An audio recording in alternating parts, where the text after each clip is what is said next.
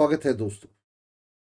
2025 में जापान को पछाड़ते हुए अमेरिका, चीन और जर्मनी के बाद भारत चौथे नंबर की अर्थव्यवस्था बन जाएगा और उसकी जीडीपी 6.5% पर ग्रो कर सकती है। ऐसा अनुमान शुक्रवार को जारी आईएमएफ की रिपोर्ट में लगाया गया। ये सिर्फ एक अनुमान था, लेकिन इस अनुमान को लेकर भारत के एलीट शासक फूले नहीं समा रहे और कॉरपोरेट मीडिया तो सुर्खियों में उत्सव मना रहा। पहली बात तो यह है कि इतने बड़े भूभाग पर और 140 करोड़ की आबादी वाले देश के लिए चौथी अर्थव्यवस्था होना कोई उपलब्धि नहीं है। दूसरे, जब तक ये न बताया जाए कि चौथे नंबर की इस अर्थव्यवस्था से जनता के बीच संसाधनों का यानी आय और संपत्ति का बंटवारा कैसे है, जीडीपी का महत्व और जीडीपी से जुड़े तमाम आंकड़ों का महत्व कतई शून्य है।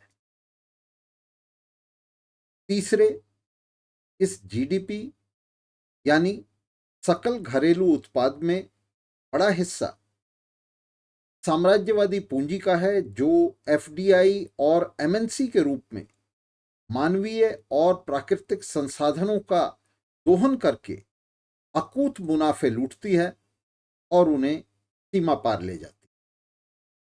तो इस अर्थ में भी जीडीपी और उसके आंकड़ों का कोई महत्व नहीं रह जाता।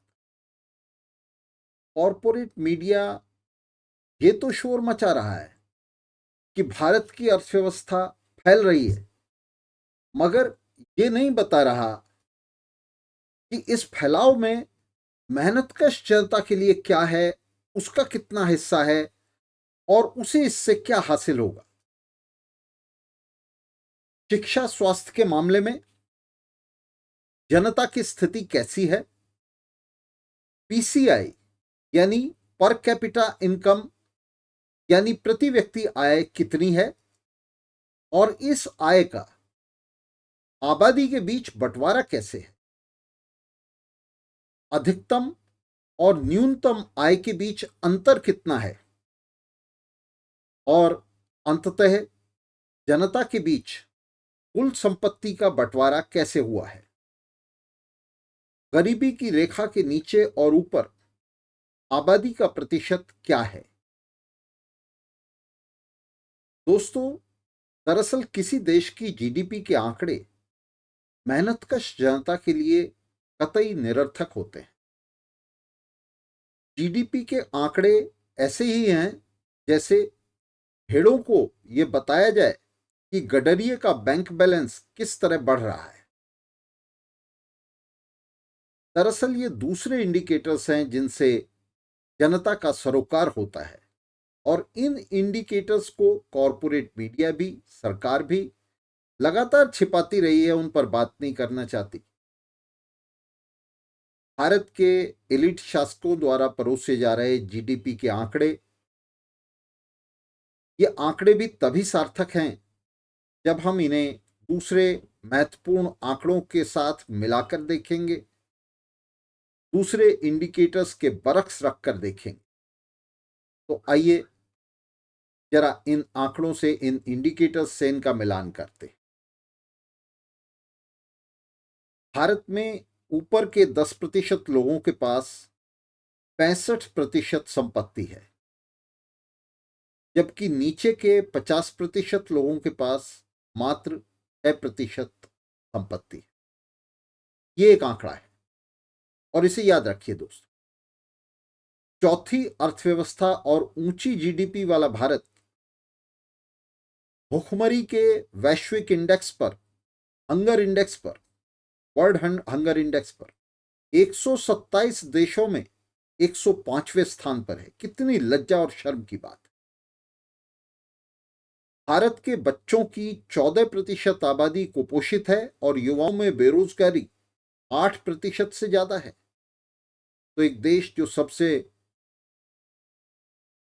बड़ी अर्थव्यवस्था होने का, चौथे नंबर की अर्थव्यवस्था होने का दावा कर रहा है और तीसरे नंबर पर जाने के लिए अपना क्लेम ठोक रहा है।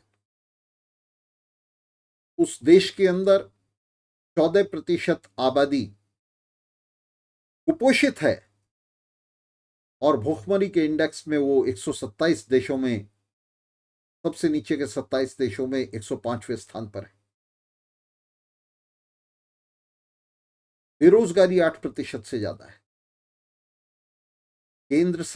अकेली केंद्र सरकार ने जनता पर 220 लाख करोड़ रुपए का कर्ज चढ़ा दिया है और राज्य सरकारों ने जो कर्ज लिए हैं वो अलग है।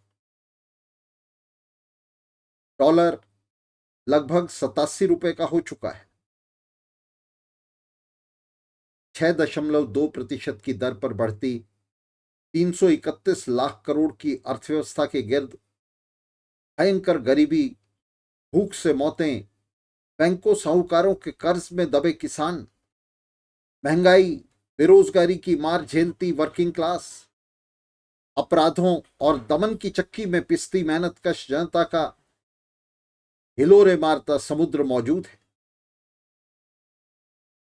हथियारों के आयात में दुनिया में नंबर 1 भारत, सार्वजनिक शिक्षा और स्वास्थ्य पर खर्च में सबसे पीछे है, बहुत ही पिछड़ा हुआ है। एक तरफ दुनिया की चौथे नंबर की अर्थव्यवस्था और दूसरी तरफ गरीबी की रेखा के नीचे गुजर बसर करती भारत की 30% आबादी अर्थव्यवस्था के इस अंतर विरोधी चरित्र का पूरी तरह पर्दाफाश कर देती और इसके साथ ही भारत के एलिट शासकों के वे तमाम दावे जिनमें वे बड़ी अर्थव्यवस्था, बड़ी जीडीपी की बात कर रहे हैं, उनकी भी पूरी तरह पोल खुल जाती है।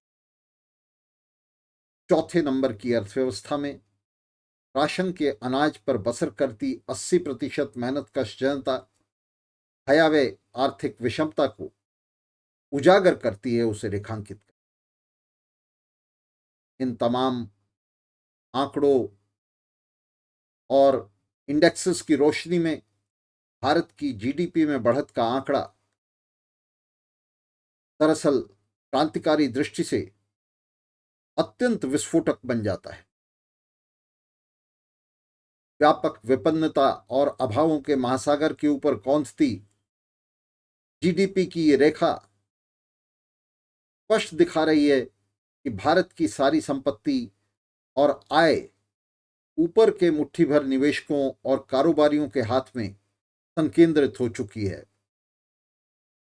दौलत के अंबार लग गए हैं मगर इन पर चंद मगरमच्छों का कब्जा है और इसलिए अथाह समृद्धि के चंद टापुओं के चारों तरफ गरीबी, बीमारी, भुखमरी, अशिक्षा, बेरोजगारी का अनंत रेगिस्तान मौजूद है और ये फैलता जा रहा है।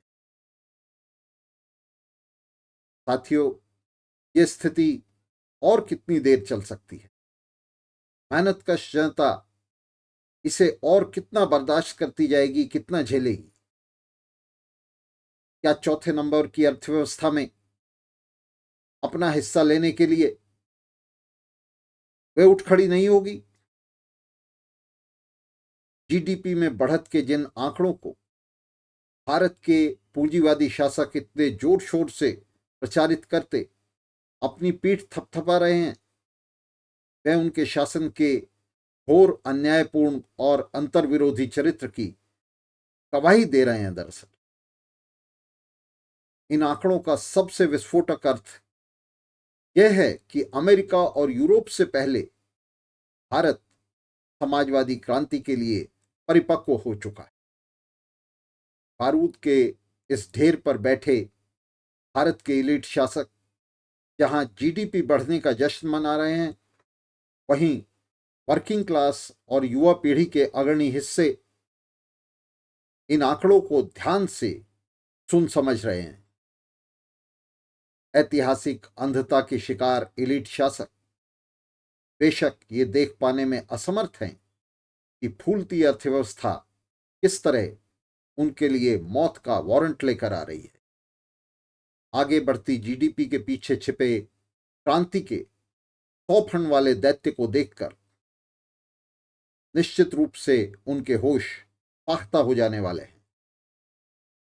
इधर वर्किंग क्लास के लिए भी ये चुनौती है कि वे आर्थिक विषमता और घोर सामाजिक अन्याय पर टिके पूंजीवादी प्रबंध के खिलाफ अपना फौलादी हाथ ऊपर उठाए और ये घोषणा करे कि अब तक जो हुआ वो आगे नहीं होने वाला है। तो दोस्तों, इस उम्मीद के साथ कि वर्किंग क्लास अपना यह हाथ ऊपर उठाएगी, पूंजीवाद को अस्वीकार करेगी, उसे नकारेगी और समाजवादी क्रांति की राह पर आगे बढ़ेगी, आज के इस कार्यक्रम को खत्म करने की आपसे अनुमति चाहता हूं। मिलते रहेंगे और क्रांति और समाजवाद के लिए इस संघर्ष को जारी रखें। बहुत शुक्रिया दोस्तों, बहुत धन्यवाद।